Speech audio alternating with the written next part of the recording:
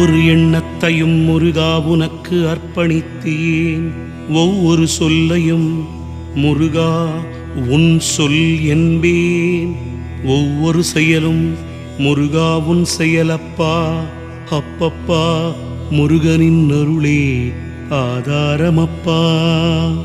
அருளெல்லாம் முருகன், பொருளெல்லாம் முருகன், ஆதாரம் மூலாதாரம் அனைத்துமே முருகனப்பா.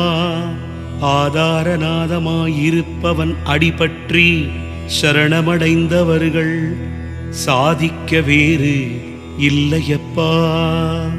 உன்னுள்ளும் முருகன், என்னுள்ளும் முருகன், உன்னுள்ளே முருகனை முழுமையாய் உணர்ந்து விடு. உன்னுள்ளே